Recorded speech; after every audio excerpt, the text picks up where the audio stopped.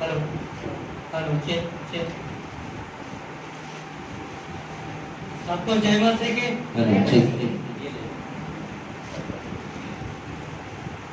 Hello अभी आवाज है।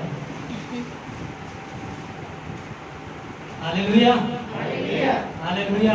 हालेलुया। आइए मेरे साथ निकालें। धन्यवाद पास्टर जी का कि पास्टर ने सरप्राइज दिया। तो आपके बीच में क्षणों के लिए कुछ काटूंगा परमेश्वर के वचन से। और सबसे पहले परमेश्वर का धन्यवाद देता हूँ कि परमेश्वर के महान अनुग्रह से आज मैं आपके बीच में हूँ। शायद कुछ लोग शादी के दिन में तो देखा है, लेकिन दूसरी बार देखते हैं। तो धन्यवाद आप सभी का प्रार्थना के लिए कि परमेश्वर के अनुग्रह से सारी चीज़ें व्यवस्थित और अच्छे से हुआ। और धन्यवाद पास्टर जी का। तो आइए मेरे साथ निकाल सकते हैं भजन संहिता उसका 133वां अध्याय। भजन संहिता। तो जब हम भजन संहिता 133वां अध्याय को पढ़ते हैं तो उसके ऊपर एक हेडिंग दिया है और वहां पर लिखा है कि भाइयों की एकता, भाइयों की एकता जो कि धन्य है। तो हम पढ़ेंगे भजन संहिता 133वां अध्याय और 1 से 8। देखो यह क्या ही भली और मनोहर बात है कि भाई लोग आपस में मिले रहे। कौन मिले रहे? भाई लोग। यहाँ पर बहनों का नाम नहीं है, इसका मतलब ये नहीं है कि बहनों को एकता नहीं बनाए रहे। तो यहाँ पे लिखा है कि क्या ही मनोहर बात है, क्या ही भली और मनोहर बात है कि भाई लोग आपस में मिले रहे। तो परमेश्वर के वचन में सुंदर एकता के बारे में वर्णन किया है कि परमेश्वर के जो लोग हैं वो एकता में रहे।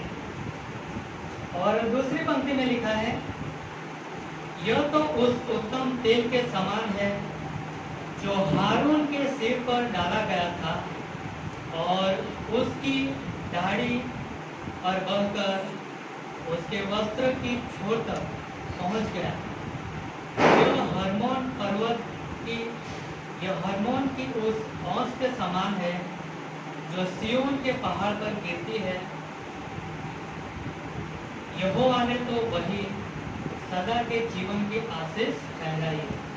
तो यहाँ पे जैसे हमने पढ़ा परमेश्वर के वचन में, और हम देखते हैं कि परमेश्वर के वचन में एकता के बारे में बताया गया है।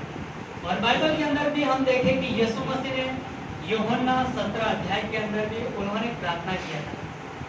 और उस प्रार्थना के अंदर यीशु मसीह की इच्छा थी कि जो उसके नाम में उसकी महिमा के लिए चुने गए हैं, जो परमेश्वर के लोग हैं, जो परमेश्वर के चुने हुए लोग हैं, और परमेश्वर उनकी प्रार्थनाओं का सुनता है, परमेश्वर उनकी प्रार्थनाओं का जवाब देने के लिए इस धरती पर वो झुकता है, उनसे प्रेम करने के लिए, उनकी सारी जरूरतों को पूरा करने के लिए। और वो यीशु मसीह चाहता है कि हम सब लोग एकता में रहें। किसके बारे में? विश्वासियों के बारे में, जो परमेश्वर के चुने हुए हैं। और यीशु मसीह की ये प्रार्थना भी है कि हम सब लोग एक रहें। और इसलिए चाहे हम कोई भी जाति के लोग हो, चाहे हमारी भाषा भी कोई भी क्यों ना हो, लेकिन हम प्रभु यीशु मसीह में हैं। और प्रभु यीशु मसीह में है, इसलिए हम सब लोग एक हैं, चाहे हम कौन से भी धर्म के क्यों नहीं।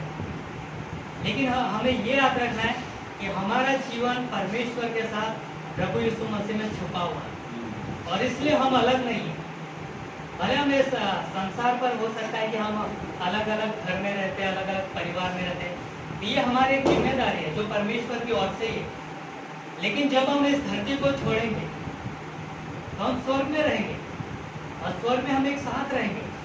वहाँ पे कोई अलग नहीं रहेगा कि कोई भी अलग नहीं रहेगा, सब यीशु मसीह के साथ रहेंगे। तो इसीलिए हम जानते हैं कि स्वर्ग के अंदर भी सुंदर एकता का वर्णन है। और बाइबल ये भी बताती है कि हम जब प्रकाशित वाक्य पढ़ते तो वहाँ पे लिखा है कि जाति जाति के लोग, गोत्र गोत्रों के लोग, अलग अलग भाषा बोलने वाले लोग, सब लोग एक जगह पे भीड़ जमाए हैं। और वो लोग परमेश्वर की आराधना करते, वो लोग परमेश्वर की महिमा करते। क्यों? यीशु मसीह की वजह से। क्योंकि यीशु मसीह ने अपने बहुमूल्य लहू के द्वारा हर एक जाति, हर एक भाषा के लोगों को मोल लिया है। उनको खरीद लिया है। और इसीलिए परमेश्वर के स्वयं इच्छा है कि हम सब लोग एकता में रहें, क्योंकि परमेश्वर एकता का आदर करता है। और हम देखते हैं कि त्रिएक परमेश्वर एक है, और वो परमेश्वर एकता टूटे वैसा नहीं चाहता, और इसलिए परमेश्वर की इच्छा है कि हम सब लोग एकता में रहें। तो जहाँ पर एकता है वहाँ पर आशीष है, और जहाँ पर आशीष है वहाँ पर चंगाई है। क्या आप इस बात को मानते हो? जहाँ पर एकता है वहाँ पर आशीष है, और जहाँ पर आशीष है वहाँ पर चंगाई है।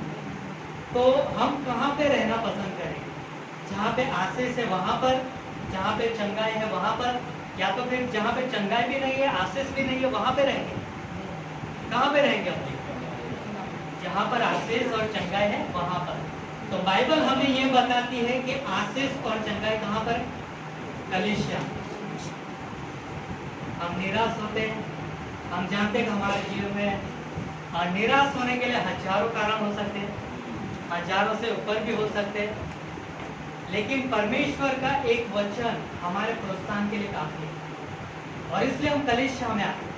इसलिए जब हम कलीसिया में आते हैं तो परमेश्वर के वचन को सुनते हैं, और वो वचन हमारे हृदय में, हमारे जीवन में प्रोत्साहन, शांति, आशीष लेके आता है। और इसलिए हमें एकता में रहना है। तो जहाँ पे एकता है वहाँ पे आशीष है, और जहाँ पे आशीष है वहाँ पर चंगाई है।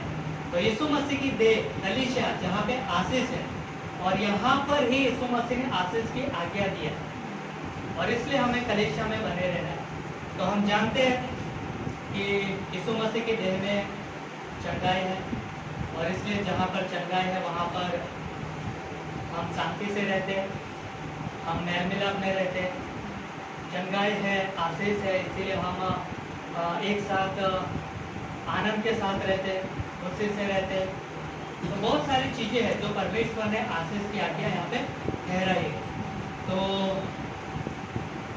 लेकिन एक चीज़ याद रखो कि जहाँ पर एकता नहीं है वहाँ पर चंगाई भी नहीं, वहाँ पर आशीष भी नहीं, वहाँ पर क्या हो सकता है? फिर लड़ाई हो सकती है, झगड़े हो सकते हैं। क्यों? क्योंकि एकता नहीं है, और एकता न होने के कारण वहाँ पे ये बात आ सकती है कि ये तेरा है, ये मेरा है, ये उसका है, क्योंकि हमारे पास एक मन नहीं है, हमारे पास एक सोच नहीं है, और इसलिए वहाँ पे विभाजन खड़े हो। लेकिन एकता जहाँ पर है वहाँ पे आशीष है, और एकता जहाँ पर है वहाँ पे चंगाई नहीं। और हम जानते हैं कि चंगाई क्या है? हम विश्राम महसूस करें, हम शांति महसूस करें, वहाँ पर हम अपनापन महसूस करें। तो इसीलिए यदि हम एकता बनाए रखना चाहते हैं तो हमारे पास क्या होना चाहिए? मसीह का मन। क्योंकि जहाँ पर मसीह का मन होगा वहाँ पर एक सोच विचार होगा। भले हम कोई भी जाति के, कोई भी धर्म के क्यों न रहे, लेकिन हमें पता है कि हमारे पास यीशु मसीह का मन है, और इसलिए हमारे पास परमेश्वर का वचन है, और इसलिए हम जो कुछ भी सोचते हैं, जो कुछ भी निर्णय लेते हैं, जो कुछ भी हम कदम उठाते हैं, वो परमेश्वर के वचन के अनुसार उठाते हैं। क्योंकि परमेश्वर का वचन एक समान है, वो विभाजन वाला नहीं।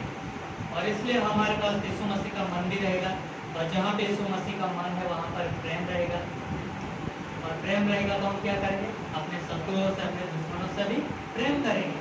क्योंकि यीशु मसीह ने कहा कि अपने शत्रुओं से भी प्रेम रखो। आसान है अपने प्रेम करने वालों से, जो हमसे प्रेम करता है उनको प्रेम करना बहुत आसान है,